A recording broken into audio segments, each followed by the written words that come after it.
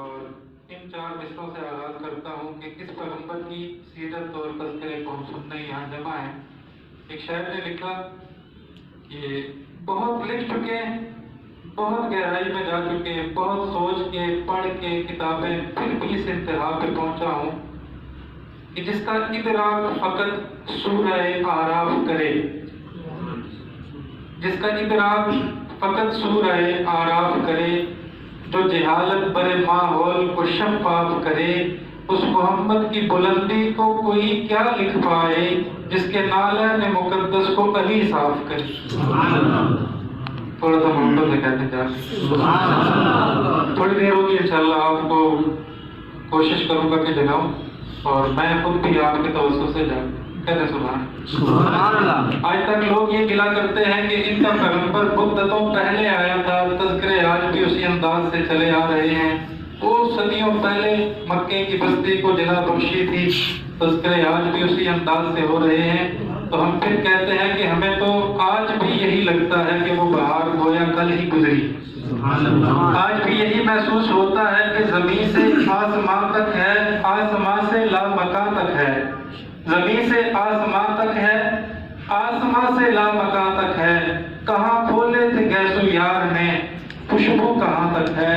آج بھی یہ محسوس ہوتا ہے کہ وہ پیغمبر گویا کہ کل ہی کی بات ہے، گزرے ہیں۔ آج بھی انہیں کے تذکرے اسی عنوان سے اس لیے ہو رہے ہیں کہ رب نے ان کو بھیج کے فرمایا تھا وما ارسلناک الا رحمۃ للعالمین۔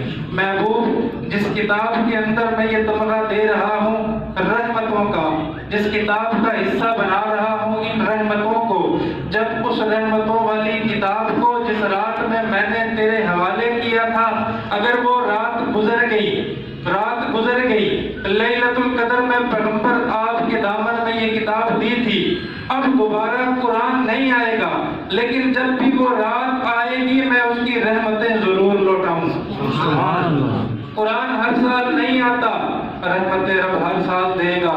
پیغمبر ہر سال نہیں آتا، اس کے وجود کی رحمتیں ہر سال ملیں، اس کے وجود کی رحمتیں ہر آن، ہر گھڑی، ہر لمحے میں ملیں گی۔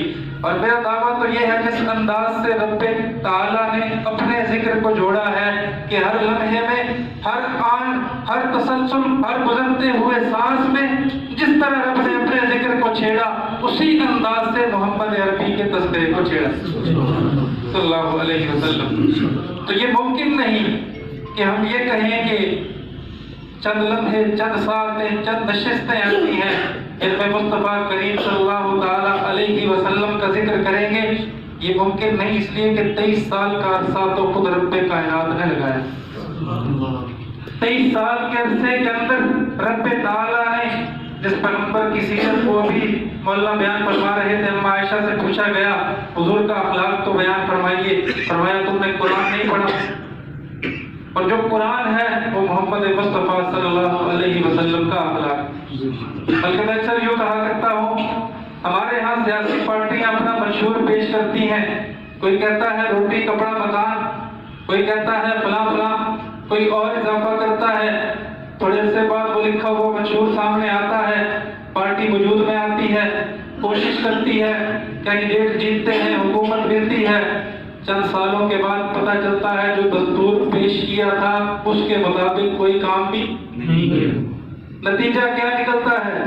ہم آئندہ الیکشن میں پارٹی بدل لیتے ہیں اس لیے کہ اس پارٹی نے دستور کے مطابق کام نہیں کیا، جو دستور پیش کیا تھا کینڈیڈیٹ اس کے خلاف نکلے، جدوجہد اس طرح نہیں کر سکے۔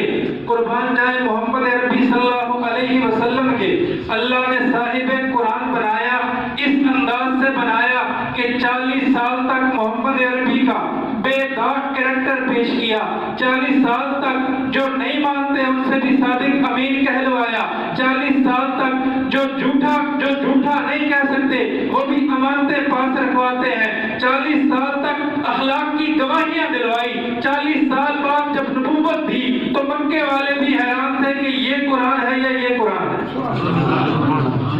اس لیے کہ اب دستور منشور کے مطابق ہوا ہے۔ وہ کہنے لگے 40 سال تک جس قرآن کو مکے کی گلیوں میں چلتا ہوا دیکھتے رہے ہیں، آج وہ قرآن سطروں اور پاروں کی صورت میں ہمارے سامنے اترتا چلا گیا۔ یہ یہ پیغمبر علیہ السلام کی سیرت کا عکس تھا، یہ پیغمبر کا ادنا سا ایک کردار تھا، یہ پیغمبر کی ادنا سی ایک جھلک ہے کہ اس پیغمبر کو رب نے جس کتاب سے جوڑا وہ بھی اسی کی سیرت کا عکس بنایا۔ میں بیان کر رہا تھا کہ ہر لمحے میں پیغمبر کا تذکرہ ہے، ہر ساتھ میں، ہر منٹ میں، ہر سیکنڈ میں پیغمبر کا تذکرہ ہے۔